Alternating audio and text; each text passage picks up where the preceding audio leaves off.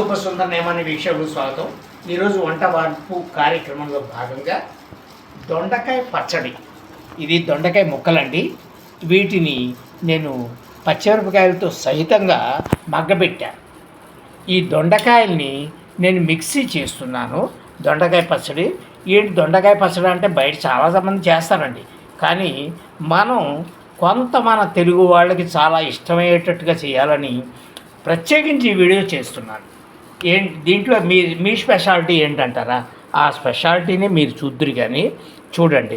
ఇది నేను గ్రైండ్ చేసిన తర్వాత ముందు కేవలం దొండకాయ పచ్చిమిరపకాయ ముక్కలు మాత్రమే గ్రైండ్ చేస్తున్నాను. ఇది గ్రైండ్ అయిన తర్వాత మిగిలిన ప్రాసెస్ చేస్తాను. చూశారు కదా.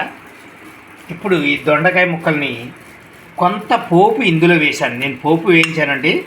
ఆవాలు, మినపప్పు, శనగపప్పు, కొద్దిగా పల్లీలు వేయించి ఆ పోపు వేయించాను.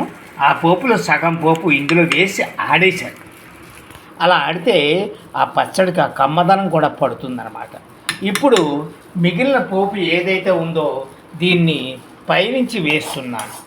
ఇది పైనుంచి వేసి ఈ పచ్చడికి జస్ట్ మనకేంటంటే అంటే పంటి కింద పడడానికి కొన్ని బద్దలు అవి ఉండాలి కదా, అందుకోసం అన్నమాట. కొద్దిగా పచ్చడి తీసి దీంట్లో అనేసి అందులో వేసేస్తాను. ఈ రకంగా మీకు చక్కటి దొండకాయ పచ్చడి, మంచి రుచికరమైన పచ్చడి తయారైంది. ఇది మీకు అన్నంలోకి మంచి ఆధారం అండి. చాలామందికి స్పైసీ కావాలి అనుకున్న వాళ్ళు మాత్రం కొంత స్పైసీగా కూడా, అంటే నేను వేసిన పచ్చిమిరపకాయల కంటే ఒకటో రెండో ఎక్కువ వేసుకోవచ్చు.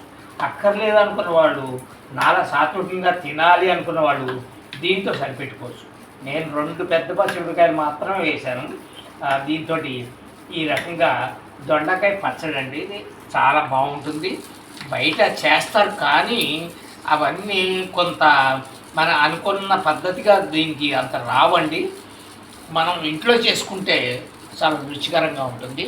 బయట పేస్ట్ చేసేసి మనకు పెడతారు, కానీ అలా కాదు. ఇది పోపు నేను కొంత అందులో కలిపాను, కొంత పోపుని పైనుంచి వేశాను. మనకి పళ్ళ కింద పడ్డానికి కొంత పోపు అందులో కలవడానికి కొంత పోపు అన్నమాట. ఇదే దీంట్లో ఉన్నటువంటి అడ్వాంటేజ్.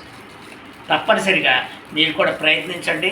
లైక్ చేయండి, షేర్ చేయండి, సబ్స్క్రైబ్ చేయండి తప్పకుండా.